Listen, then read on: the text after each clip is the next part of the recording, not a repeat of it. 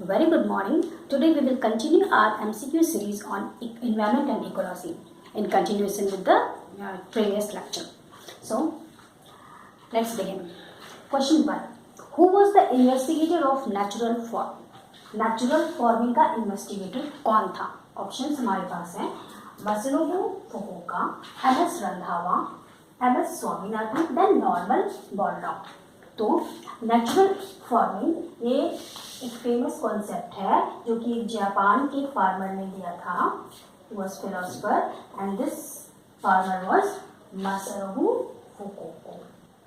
Fukuoka. Okay, ये इनका concept है. तो करेक्ट ऑप्शन होगा A. Now which country introduced green army for environment conservation?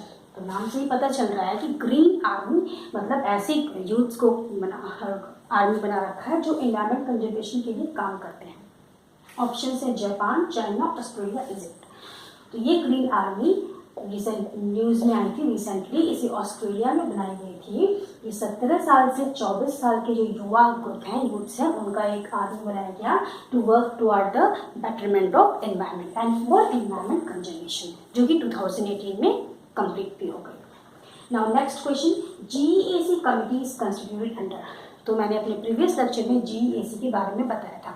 GEAC सबसे पहले जेनेटिक इंजीनियरिंग अप्रेजल कमेटी के नाम पे बनी थी अंडर एनवायरमेंटल प्रोटेक्शन एक्ट 1986. ठीक है, उसके बाद ये 2010 में इसका रीनेमिंग हुआ genetic engineering approval committee. It is apex body under which comes under ministry of environment and forest. Now option है आपके A food safety standard act 2006, geographical indication of good act 1999, environmental protection act 1986 and then wildlife protection act 1972. तो अगर आपको याद है पहले पिछला lecture तो आपको ऑटोमेटिक याद हो जाएगा. ऑप्शन आपका करेक्ट हो जाएगा C, environmental protection act 1986.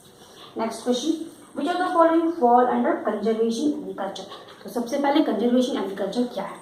Conservation agriculture एक कॉन्सेप्ट है जो food and agriculture organization which is an body of united nation उसने डिफाइन किया था. अब इसमें टारगेट ये है कि आपको एग्रीकल्चर तो आपको प्रोड्यूस करना है, मैक्सिमम प्रॉफिट के साथ आप प्रोडक्शन कैरी आउट कर रहे हो, लेकिन इसके साथ साथ आपको एनवायरनमेंट को भी सस्टेन करना है, एनवायरनमेंट को भी प्रिजर्व करना है. तो with the agriculture crop production you have to also look for the environment sustainability. Okay, that's why it is a conservation agriculture. मतलब एकदम एग्जॉस्ट नहीं करना है, ऐसे आपको नहीं एग्रीकल्चर के वो कैरी आउट करने के पूरे रिसोर्स एग्जॉस्ट हो जाए. तो इनका जो बेसिक ये था फंडा था, मतलब जिन्होंने ऑब्जेक्टिव दे रखा था प्रिंसिपल अपना कंजर्वेशन एग्रीकल्चर का, वो था minimum terrace and soil disturbance सबसे पहला. दूसरा था कि आप मैक्सिमम अपने सॉइल को कवर करोगे मल्च क्रॉप से. ठीक है. तीसरा आपका है कि आप क्रॉप रोटेशन, इंटरक्रॉपिंग, ये सब प्रैक्टिस अडॉप्ट करोगे ताकि सॉइल फर्टिलिटी मेंटेन रहे. तो ये यहाँ हमारे पास ऑप्शंस हैं. Avoiding monoculture practice, A. B is avoiding cultivation of plantation crop. C is adopting minimum tillage. D is using crop residues to cover the soil.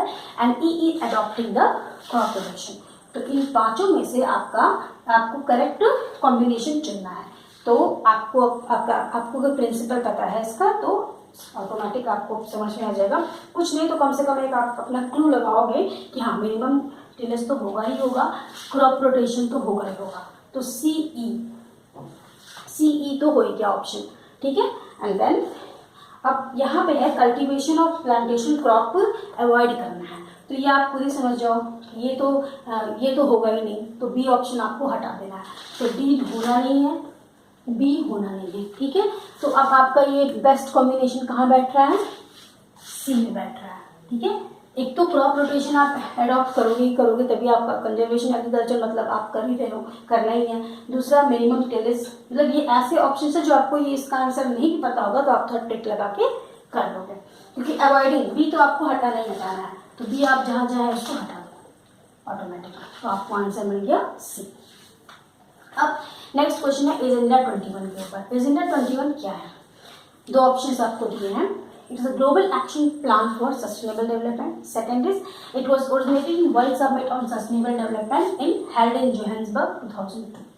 Now in previous lecture I told in very detail about Agenda 21 कि ये एक non binding voluntary organisation है जो आपका it was the product of Earth Summit 1992 which was held in Rio de Janeiro, Brazil. और ये United nation आपका ये कॉन्फ्रेंस था एनवायरनमेंट एंड डेवलपमेंट में, ना ही कि सस्टेनेबल डेवलपमेंट में. तो global action plan sustainable development का है. This is true. This first one is option is correct, but second is wrong क्योंकि ये ओरिजिनेट हुआ है 1992 में अर्थ समिट में and it was not summit on sustainable development, it was on environment and development. So only option, now you have options A 1 only, B 2 only, C both 1 and 2, D none. So correct answer will be A 1 only. ठीक है. Next question. Which of the following related to production of ecological balance? Ecological balance को protect करना है. Option हमारे पास है forest policy, environment protection act, industrial policy, educational policy. तो एक तो आंख बंद करके समझ में आ गया इकोलॉजिकल बैलेंस है तो फॉरेस्ट और एनवायरमेंट 1 2 ऑप्शन तो सही है भाई. दूसरे दो ऑप्शन है इंडस्ट्रियल एंड एजुकेशनल पॉलिसी. तो इंडस्ट्रियल पॉलिसी भी आएगा, इसी में आएगा. ठीक है. Then educational policy. तो एजुकेशनल पॉलिसी में भी आपको इकोलॉजिकल बैलेंस में it will come under ecological balance. तो all of the option will be correct. तो आपके पास जो ऑप्शंस हैं ए 1 2 ओनली, तो 1 2 पे सिर्फ आप मत जाइएगा ये देख के. देन बी 2 3 मतलब and EP and industrial. Then C 1 2 3 then 4 all of the above. तो करेक्ट आंसर होगा ऑल ऑफ द अबव. तो ये कुछ ऐसे क्वेश्चंस हैं जो कि बहुत इंपॉर्टेंट हैं और ऐसे ही क्वेश्चंस पूछे जाते हैं. तो एक तरह से आइडिया भी मिलेगा कि इकोलॉजी और इन्वायरमेंट में ऐसे क्वेश्चन पूछे जाते हैं. अब नेक्स्ट लेक्चर में मैं in detail I will tell about ecology. Okay, thank you.